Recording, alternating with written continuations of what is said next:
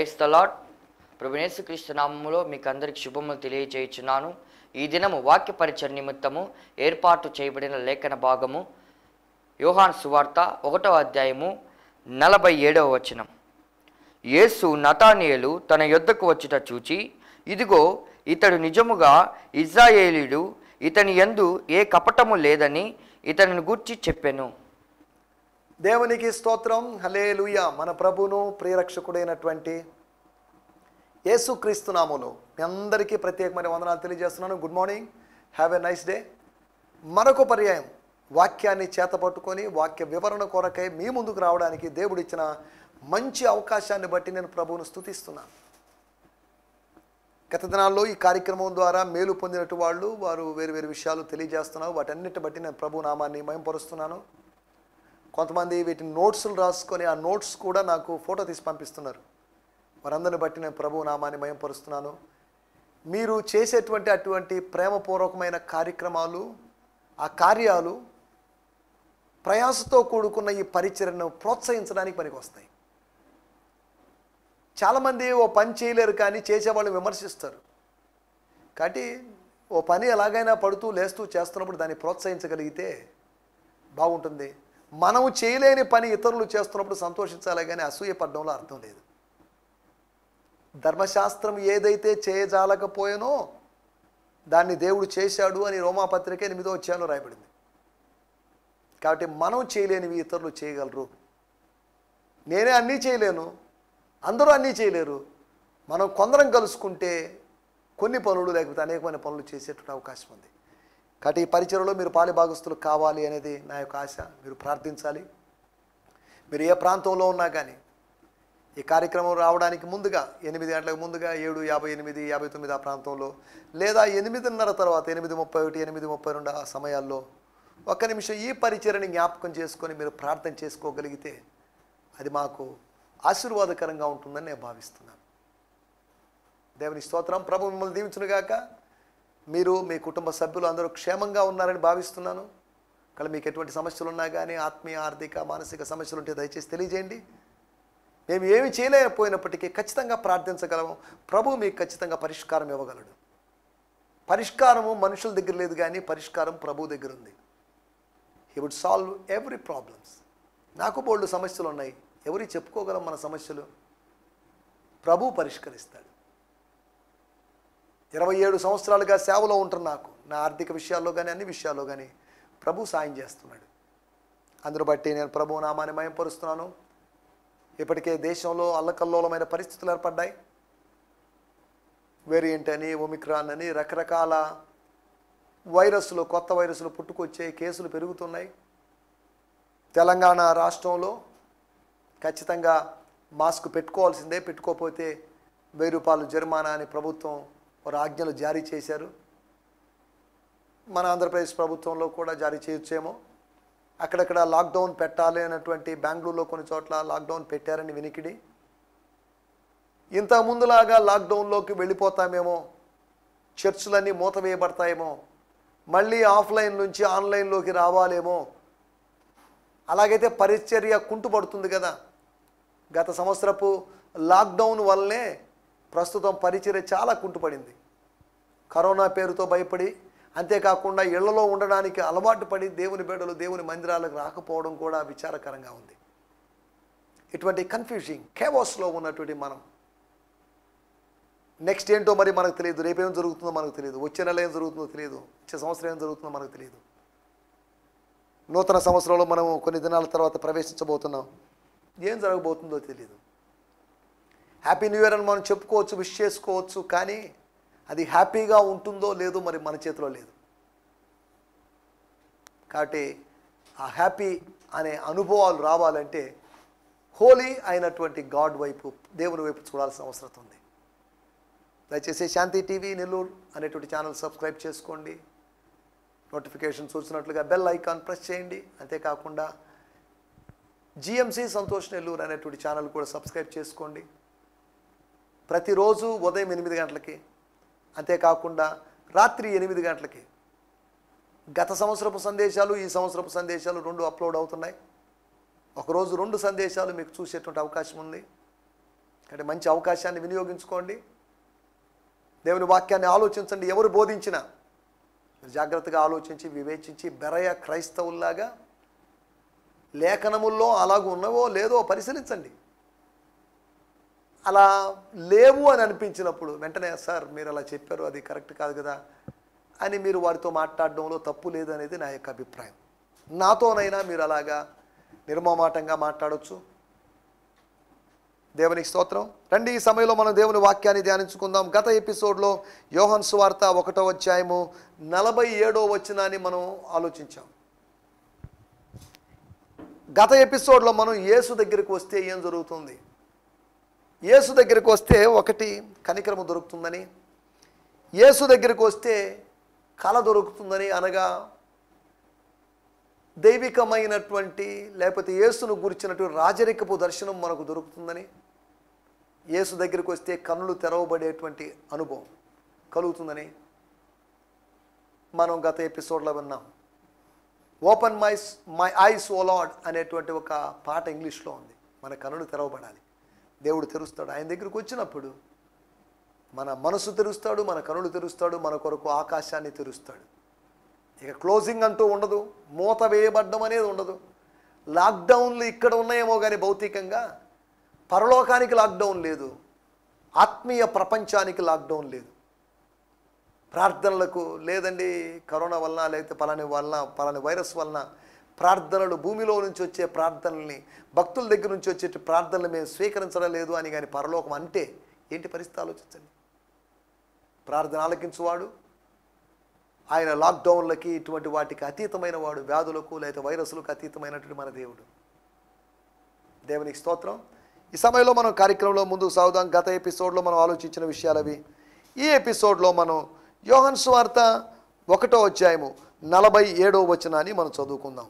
యేసు నతానేలు తన యొద్దకు వచ్చుట చూచి, తన యొద్దకు రావడం చూచి, ఇదిగో ఇతడు నిజముగా ఇశ్రాయేలీయుడు, ఇతని యందు ఏ కపటము లేదని అతనిని గూర్చి చెప్పాను.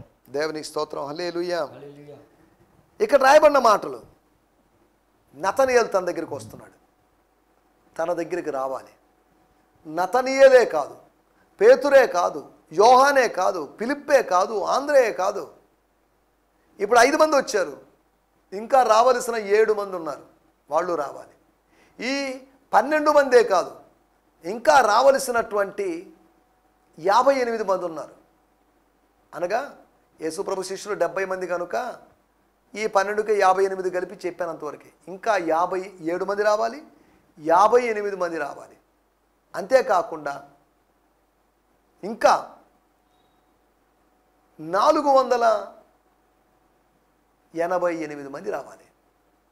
అంటే 12 మంది వేసుకుంటే 480 మంది, అంటే 500 మందికి పైగా సహోదరులకు కనబడ్డాడు అని చెప్తున్నాడు. కనుక శిష్యుల సంఖ్య ప్రబలింది, విస్తరించింది అని అపోస్తుల కార్యంలో 6వ అధ్యాయంలో చూస్తున్నాం. శిష్యుల సంఖ్య తగ్గడానికి వీల్లేదు, అది పెరుగుతూ ఉండాలి. దేవునికి స్తోత్రం. కాబట్టి మనం ఇక్కడ ఆలోచిస్తున్న విషయాల్లోకి వచ్చేద్దాం. నతనీయేలు నజరేయుని దగ్గరికి వచ్చాడు. ఏ వ్యక్తి అయితే నజరేతు మీద సరైన అభిప్రాయం లేకుండా ఉన్నాడో ఆ వ్యక్తి ఇప్పుడు నజరేయుని యొక్క బాటలో నడవడం ఆరంభించాడు, ఆయనతో కలిసి ప్రయాణం చేయడం ఆరంభించాడు. నీకిష్టం లేని ప్రయాణం, నీకిష్టం లేని వ్యక్తి, నీకిష్టం లేని చోటుగా ఆయన తీసుకోబోగలడు. నీకు ఇష్టం లేకపోవచ్చు కొన్ని ప్రయాణాలు, దేవుడిని అక్కడ నడిపిస్తాడు. నీకిష్టము కాని చోటు, వేరొకడు నిన్ను నీకిష్టము కాని చోటుకి తీసుకొని పోతాడు అని యోహాను సువార్త 21వ అధ్యాయంలో పేతురు గురించి చెప్పబడింది. నజరేత్ ఏంటి, నజరేతులోంచి ప్రవక్త రావడం ఏంటి, అభిషక్తుడు మెస్సియా రావడం ఏంటి, ఏం అర్థం కాని అయోమయంలో ఉన్నాడు. అయోమయాలన్నీ అంతమైపోయినాయి త్వరలో యేసు ద్వారా. నా అయోమయాలు కూడా, కన్ఫ్యూజన్స్ కూడా యేసు ద్వారా అంతమైపోతాయి. దేవునికి స్తోత్రం. మన టైటిల్ విశ్వాసి ఆగమనం, the coming of the believer or returning of the saint. అనగా పరిశుద్ధుని యొక్క పునఃప్రవేశం అనుకోండి, లేకపోతే పరిశుద్ధుని యొక్క పునరాగమనం అనుకోండి. ఎవరి పరిశుద్ధుడు? నతనేలు పరిశుద్ధుడేగా. అవును, పరిశుద్ధుడనే ప్రభు డిక్లేర్ చేశాడు. ఆయన యొక్క మోరల్ హోలీనెస్ గురించి ఆయన మాట్లాడలేదు, జనరల్గా మాట్లాడాడు ఆయన. దాన్ని మళ్ళీ మోరలను స్పిరిచువల్ అని మనం విభజించడానికి వీల్లేదు. నతనీయులు విశ్వాసి, శిష్యుడు విశ్వాసి. విశ్వసించిన వాడే శిష్యుడు అవుతాడు, విశ్వసించకపోతే శిష్యుడు అయ్యే అవకాశం లేదు. విశ్వాసి ఆగమనం అన్నా లేదా శిష్యుని ఆగమనం అన్నా కానీ నష్టం లేదు. Either it would be the returning of a saint or a disciple. అంటే ఇక్కడ నతానియేలు ఒక్కడే విశ్వాస, మిగతా నలుగురు విశ్వాసులు కాదా? నతానియేలు ఒక్కడే శిష్యుడా, మిగతా నలుగురు శిష్యులు కాదా? అందరూ శిష్యులే. శిష్యుల లేకపోతే విశ్వాసి లేకపోతే విశ్వాసుల యొక్క ఆగమనం అనుకోండి. ఏకవచనంలో కాకుండా బహువచనం అన్నట్టుగా అనుకుందాం, ప్లూరల్గా అనుకుందాం. అనగా విశ్వాసుల యొక్క ఆగమనం. ఇదేంటండి ఇది? విశ్వాసుల ఆగమనం, విశ్వాసి ఆగమనం ఏంటి? ఎక్కడైనా ప్రభు యొక్క ఆగమనం గురించి మనం మాట్లాడుకుంటాం, కానీ ద్వితీయ ఆగమనం గురించి. విశ్వాసి ఆగమనం ఏంటి? విశ్వాసమునకు కర్త యొక్క ఆగమనం బాగానే ఉంది, విశ్వాసి యొక్క ఆగమనం ఏంటి? దేవుని స్తోత్రం. పాత నిబంధనలో నిర్గమకాండంలో ప్రత్యక్ష గుడారం అనేటువంటి సాక్ష్యపు గుడారం, tent is a testimonial tent, లేదు అంటే టాబర్నికల్ అని చెప్పబడినటువంటి ఆ గుడారంలో, ఆ గుడారానికి ఒక మంచి మాట ఉపయోగించబడింది. మలయాళంలో దాన్ని ఏమన్నారంటే సమాగమన గుడారం. ఎంత అద్భుతమైన మాట, నాకు ఈ మాట బాగా నచ్చింది. ప్రత్యక్ష గుడారం బాగానే ఉంది, సాక్ష్యపు గుడారం బాగుంది, కానీ సమాగమన గుడారం అంటే ఏమని అర్థం? తెలుగు మాటలాగే ఉంది. ఇవన్నీ తమిళైనా, తెలుగైనా, కన్నడైనా ఇవన్నీ ఒకే మూలాలు కలిగినటువంటి భాషలు కనుక మనం సులభంగా అర్థం చేసుకోవచ్చు. సమ ఆగమన, సమానంగా ఆగమనం జరిగేటువంటి అని అర్థం. ఆగమనంతో సమానమైన అనుభవం జరిగేటువంటి గుడారం అని అర్థం. ఆగమనం అంటే దేవుని ఆగమనం, దేవుని మహిమ యొక్క ఆగమనం. స్తోత్రం.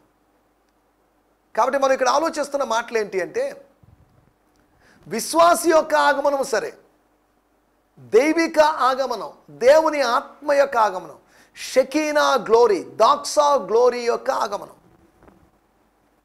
ఈ ఆగమనం గురించి మనం అర్థం చేసుకుంటున్నాం.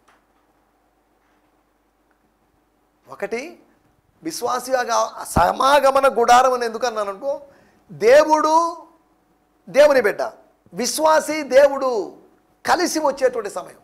అదేంటండి వాళ్ళిద్దరు కలిసేట్టు వస్తారు? ఒక ఆయన పరలోకం నుంచి వస్తాడు, ఒక ఆయన భూమి నుంచి వస్తాడు, వాస్తవమే.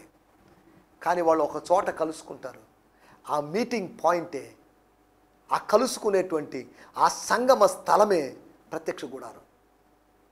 దేవుని స్తోత్రం. దేవుని తేజో మహిమ నిలిచేటువంటి స్థలం అది, దైవికమైన హాలో ఉండేటువంటి స్థలం. దేవుని స్తోత్రం. మన ఇక్కడ ఆలోచిస్తున్న విషయాల్లోకి వచ్చేద్దాం. విశ్వాసి యొక్క ఆగమనం ఎలా ఉంటుంది? 3 ఉదాహరణలు మీకు జ్ఞాపకం చేస్తాను. ఈ 3 ఉదాహరణలకు ఆధారంగా లూకా సువార్త 15వ అధ్యాయంలోకి వెళ్తాం. మనం ఆలోచించి ఒక చిన్న పాయింట్, అదేంటంటే నతనీయేలు యేసు దగ్గరికి వస్తున్నాడు. He was approaching, not reproaching, approaching Jesus. యేసుకు మెల్లగా మెల్లగా మెల్లగా మెల్లగా నడుచుకుంటూ యేసు దగ్గరికి వస్తున్నాడు.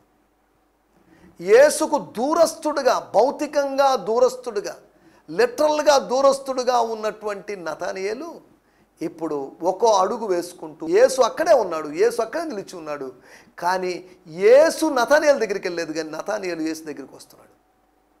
ఉన్నా పాటునా వచ్చుచున్నాను నీ సన్నిధికి అనే భక్తుడు పాడినట్లుగా, ఉన్నది ఉన్నట్లుగా, ఉన్నవాడి ఉన్నట్లుగా ఆయన సన్నిధికి వచ్చేసేయి. Come as you are. నువ్వు ఎలా ఉన్నావు అలా వచ్చేసేయి. ఎలా ఉన్నావు అలా వచ్చేసి అంటే దాని అర్థం పశ్చాత్తాప పడకుండా రమ్మని కాదు, పశ్చాత్తాపంతో రా. ప్రభు దగ్గరికి వచ్చి కన్నీరు కారు, నిన్ను మారుస్తాడు, నిన్ను ఒక నూతనమైన వ్యక్తిగా మారుస్తాడు. కూలివాడు అనేటువంటి ఆలోచనతో నువ్వు రావాలనుకుంటే కుమారుడు అనే ఆలోచనతోనే ప్రభు ఉన్నాడు, తండ్రి ఉన్నాడనే సంగతి మర్చిపోకు. కానీ మన పాయింట్ ఒకటే ఒక పాయింట్, ఆ మాటే నన్ను అట్రాక్ట్ చేసింది. నతానియేలు అనగా ఒక విశ్వాసి, విశ్వాసమునకు కర్త దగ్గరికి వస్తున్నాడు. ఇంకా చెప్పాలంటే మీకు ఇంకా అర్థం కావడానికి ఇలా చెప్తాను. యేసు సముద్రం అయితే నతానియేలు నది లాంటివాడు. నది సముద్రంలో కలవడానికి వెళ్తుంది అనగా సాగర సంగమం జరగబోతుంది అనగా దాని అర్థం ఏంటంటే ఒక విశ్వాసి ప్రభువులో కలిసిపోయాడు అనుకోండి. ఇంకా ఒక మాట చెప్తాను, 2 కొరింథీ పత్రిక 6వ అధ్యాయం 17వ వచనం అనుకుంటాను. ప్రభువుతో కలుసుకునేవాడు ఆయనతో ఏకాత్మై ఉన్నాడు. ఎన్ని నదులు కలిసినా కానీ సముద్రంలో నీళ్లు ఉప్పగానే ఉన్నాయి, చప్పగా మారడం లేదు. సముద్రం తన స్వభావాన్ని కోల్పోవడం లేదు. దేవుడు తన స్వభావాన్ని కోల్పోయేవాడు కాదు. మనందరం ప్రార్థన చేయగానే, మనందరం ఉపవాసం ఉండగానే, మనందరం భక్తిగా పెరుగుతుండగానే ఏదో ఆయన తన స్వభావాన్ని మార్చుకునేవాడు కాదు. అచంచలమైన స్వభావం కలిగిన వాడు కాదు దేవుడు. స్థిరమైనటువంటి రాయి లాంటి నిబ్బరమైనటువంటి బుద్ధి కలిగిన వాడు మన దేవుడు.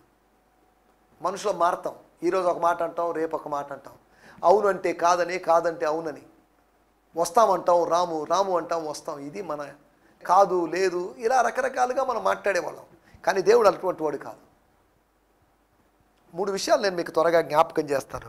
విశ్వాసి ఆగమనాన్ని తెలియజేసేది ఎలా ఉంటుంది, ఎలా ఉండాలి అని తెలియజేసేటువంటి 3 ఉదాహరణలు మీకు జ్ఞాపకం చేస్తాను. మొట్టమొదటిగా లూకాసు వార్త 15వ అధ్యాయము 5వ వచనం. లూకాసు వార్త 15వ అధ్యాయము 5వ వచనం. లూక్ 15:5. అది దొరికినప్పుడు సంతోషముతో దానిని తన భుజముల మీద వేసుకొని ఇంటికి వచ్చి తన స్నేహితులను పొరుగు వారిని పిలిచి, చాలండి. When you find the lost sheep, wouldn't you hoist it upon your shoulders, feeling wonderful? ఇక్కడ రాయబడిన మాటలు చూడండి. Wouldn't you hoist it upon your hoisting? ఈ మాట ఆగస్టు 15 లేకపోతే ఇండిపెండెన్స్ డే అప్పుడు, రిపబ్లిక్ డే అప్పుడు, జనవరి 26 అప్పుడు వాడే మాట. హాయిస్టింగ్ ద ఫ్లాగ్, ఆవిష్కరించడం, జెండా ఆవిష్కరించడం. ఎక్కడో ఉన్నట్టు జెండాను తీసుకొని, ఆ గుడ్డను తీసుకొని, క్లాత్ తీసుకొని దాన్ని ఎత్తైన స్థలంలో పెట్టడం ఆవిష్కరణ. ఇది 99 గొర్రెల సంగతి పక్కన పెట్టేసేయండి. ఒక్క గొర్రెను he hoisted that last sheep. దాన్ని కనుగొని, చేతిని చాపి దాన్ని పట్టుకొని, దాన్ని లాగి ఏమైనా గాయాలు ఉన్నాయో పరిశీలించి, గాయాలుంటే చికిత్స చేసి ఇప్పుడు దాన్ని తన భుజాల మీద వేసుకున్నాడు. Wouldn't he hoist it upon your shoulders? ఎక్కడ అంటే సాధారణంగా జెండాలు అక్కడక్కడ కొన్ని ప్రాంతాలకు వెళ్తే పర్వతాల మీద పెద్ద పెద్ద సిలువలను పెడతారు. ఇప్పుడు తన భుజాల కొండల మీద గొర్రె అనేటువంటి ఆ జెండాను ఆయన ఆవిష్కరించాడు. నిన్ను నన్ను ఆవిష్కరించాలని, నిన్ను నన్ను ఎత్తైన స్థలంలో పెట్టాలని. అంటే అది లోయలో పడిపోయింది, ఆవిష్కరించబడ్డం కాదు, అడుగున పడిపోయింది, మరుగున పడిపోయింది. ఇప్పుడు దాన్ని నడవనేయడం లేదు. పోయేటప్పుడు వెళ్ళిపోయింది, పరిగెత్తో ఎటో దారి తప్పి వెళ్ళిపోయింది. కానీ అది తిరిగి నడవగలదు, అది తిరిగి పరిగెత్తగలదు, తిరిగి యజమానుడితో పాటు, కాపరితో పాటు రాగలడు. కానీ ఆయన చేసిన పని దాన్ని ఎత్తి భుజాల మీద వేసుకున్నాడు. ఇది కాపరి యొక్క ప్రేమను సూచిస్తుంది. దేవుని స్తోత్రం. కాపరి మనల్ని ప్రేమిస్తున్నాడు. నువ్వు తప్పిపోయావు కదా, వెంటనే దాన్ని శిక్షించి, దాన్ని నీకు వద్దనుకొని, దాన్ని కాదనుకొని, దాన్ని తృణీకరించి అలా చేయలేదు. అయితే మాత్రం ఏంటి, నువ్వు ఏ పొదలో చిక్కుకుంటే మాత్రం ఏంటి, so what, no problem, come అని నిన్ను ఎత్తుకొని, ముదిమి వచ్చు వరకు ఎత్తుకునేవాడు ఆయనే. ఎత్తుకునే దేవుడు. ఎత్తుకోవడం, హత్తుకొని రకరకాల ప్రేమానుభవాలను వ్యక్తం చేసేటువంటి దేవుడు. ఆ గొర్రెని ఆయన భుజాల మీద వేసుకున్నాడట. మిగతా గొర్రెలు అనుకుంటే ఇక అది రాదు, ఇక తప్పిపోయింది, సింహ నోట్లోనో పులి నోట్లో పడి ఉంటుంది అనుకోండొచ్చు. కానీ కాపరి కాపాడి తీసుకుని వస్తున్నాడు. ఇంతకుముందు నేల మీద నడిచినటువంటి ఆ గొర్రె పిల్ల ఇప్పుడు నడవడం లేదు, మోయబడుతుంది. శ్రేష్టమైన బలమైన కాపరి భుజాల మీద ఉంది. నువ్వు కూడా ఆయన భుజముల మీద రాజ్యభారం ఉంది ఒకటి, ఆయన భుజముల మీద లేకపోతే ఆయన మీద పాపభారం మోపబడింది. ఆయన మీద రాజ్యభారం మాత్రమే, ప్రపంచ భారం మాత్రమే కాదు, పరిపాలనా భారం మాత్రమే కాదు, పాప భారం మాత్రమే కాదు, ఆయన భుజముల మీద ప్రేమ భారం ఉంది. The weight of love. అరే ఏంటి ఇంత పెద్దదాన్ని నేనేది భుజాల మీద వేసుకోవడం అని అనుకోలేదు, దాన్ని భుజం మీద వేసుకున్నాడు. దేవుని స్తోత్రం, హల్లెలూయా. విశ్వాసి వస్తే విశ్వాసి ఆగమనం ఎలా ఉండాలంటే, ఆ ఆగమనం తర్వాత వచ్చేటువంటి ఆశీర్వాదాలు ఏంటంటే, నువ్వు ఆయన భుజాల మీద, భుజము బలానికి సూచనగా ఉంది. You are on his power, you are under his power. ఆయన శక్తి చాటున ఉన్నావు, ఆయన బలంలో ఉన్నావు. దేవుని స్తోత్రం. తుదకు ప్రభు యొక్క మహాశక్తి యందు బలవంతులై ఉండండి అని ఎఫెసీ పత్రిక 6వ అధ్యాయంలో చూస్తున్నాం. Finally be strong, be strengthened in the power of the Lord. ఆయన భుజాల మీద ఉన్నావు. ఇప్పుడు తప్పిపోవు, ఇప్పుడు ఏ పులి ఏ సింహం నేనేం చేయలేదు. మనం ఇక్కడ ఆలోచిస్తున్న మాట ఏంటంటే, ఆగమనాన్ని అంగీకరించినటువంటి ప్రభు, అంగీకరించిన కాపరి భుజాల మీద వేసుకున్నాడు. నువ్వు తిరిగి వస్తే నతానియేలు అలాగా ఒకవేళ ప్రభు దగ్గరికి తిరిగి వచ్చాడు, బోధకుని దగ్గరికి తిరిగి వచ్చాడు. ఆయన కాపరిలాగా అక్షరార్థంగా ఆయన భుజం మీద వేసుకోలేదు, కానీ ఆయన మోసినటువంటి అనుభవం. యాజకుని వస్త్రాల మీద న్యాయ విధాన పథకం అని ఉంటుంది, బ్రెస్ట్ ప్లేట్ అన్నారు. ఆ ప్లేట్ మీద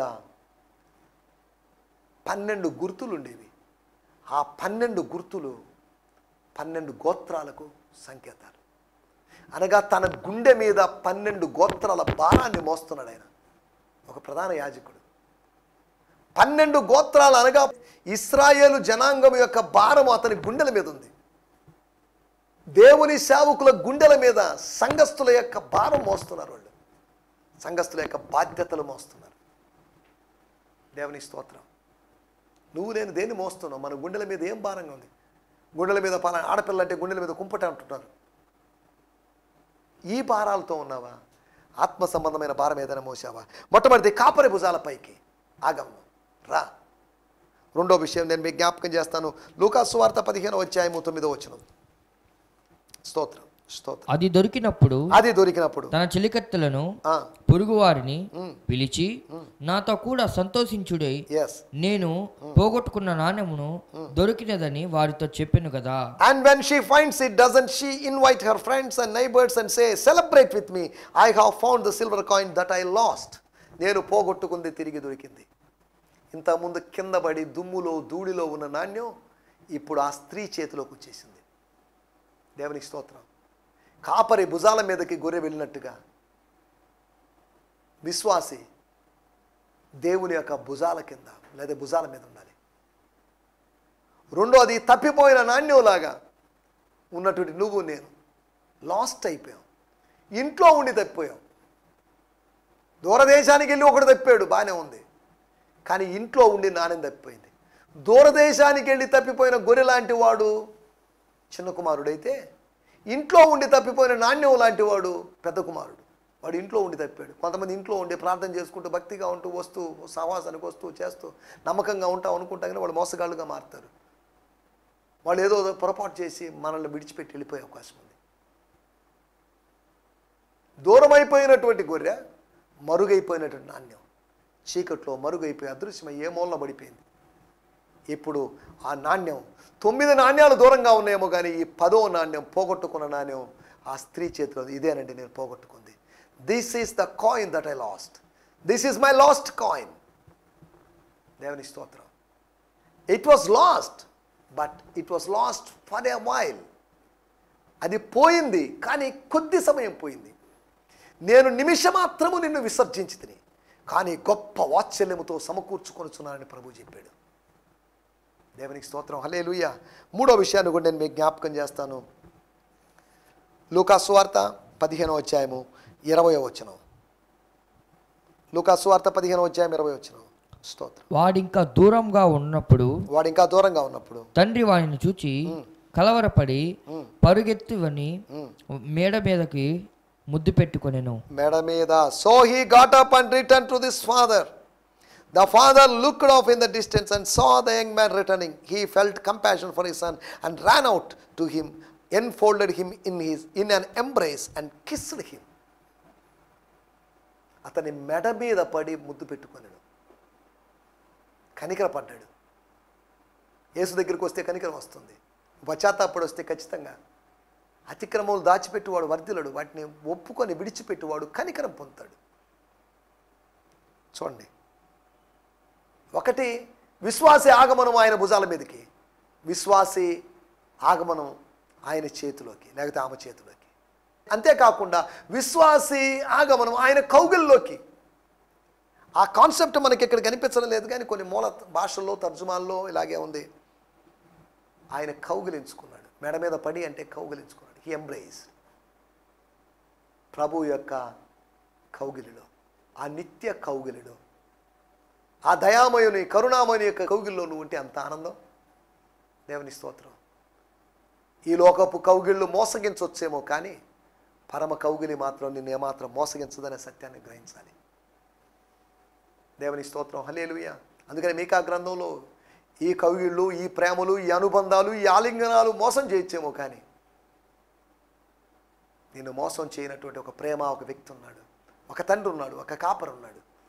ఆయనే మన ప్రభు అనే సంగతిని మీకు జ్ఞాపకం చేస్తున్నాను. For his son and ran to him, enfolded him in an embrace and kissed him. ఒక ముద్దునిచ్చాడు. స్వాగతం పలికిన ముద్దది, చేర్చుకున్నటువంటి చుంబనం అది. దేవునికి స్తోత్రం. హల్లెలూయా. నా మాటలు నేను ఇక్కడ ముగిస్తున్నాను. విశ్వాసి యొక్క ఆగమనం. నువ్వు వస్తే నిన్ను వదిలిపెట్టేవాడు కాదు, వస్తే కాదనేవాడు కాదు, వస్తే తిరస్కరించేవాడు తిరస్కరించేవాడు కాదు. ప్రభు దగ్గరికి వద్దాం, ప్రార్థన చేసుకుందాం. పరిశుద్ధుడమైన మా దేవా, మీకు వందనాలు. ఈ సమయంలో విశ్వాసి ఆగమనం గురించి, పరిశుద్ధుని ఆగమనం, శిష్యుని యొక్క ఆగమనం గురించి మీరు మాకు తెలియజేశారు. నీ భుజాల మీదకి, నీ చేతుల్లోకి, నీ కౌగిల్లోకి అనే 3 అనుభవాలు మేము చూసాం. నీ ప్రేమలోకి, నీ పాలనలోకి, అంతేకాకుండా నీ కార్యాల్లోకి మీరు మాకు నేర్పించిన ఈ సత్యముల కొరకే మీకు వందనం చేస్తున్నాం. మమ్మల్ని తిరిగి రావాలని మీరు కోరుకుంటున్నారు. దూరం అయిపోయాము, తిరిగి రమ్మని పిలుస్తున్న విధానం కొరకే మీకు వందనం చెల్లిస్తాం. యేసు క్రీస్తు నామములోనే ప్రార్థించగలుగుతున్నాం మా ప్రియ పరలోకపు తండ్రి. ఆమేన్, ఆమేన్. దేవునికి స్తోత్రం. మీ అందరికీ ప్రత్యేకమైన వందనాలు. ప్రభు మిమ్మల్ని దీవించునుగాక. ప్రభు చిత్తమైతే రేపు ఉదయకాలం కలుసుకుందాం. అప్పటి వరకు దేవుని కృప మిమ్మల్ని నడిపించునుగాక. ఈ సందేశము మీకు ఆశీర్వాదకరంగా ఉందని నమ్ముచున్నాము. ప్రార్థనా అవసరతల కొరకు మమ్మల్ని సంప్రదించవలసిన మా చిరునామా గిద్యోన్ మిషన్ చర్చ్, 6వ వీధి, శాంతినగర్, నెల్లూరు 4, ఆంధ్రప్రదేశ్. పిన్ 524004. మా ఫోన్ నంబర్లు 7036443613 మరి ఒక నంబర్ 9392293010. మా ఈమెయిల్ ఐడి gfihmi2015@gmail.com. దేవుడు మిమ్మును ఆశీర్వదించునుగాక. ఆమేన్.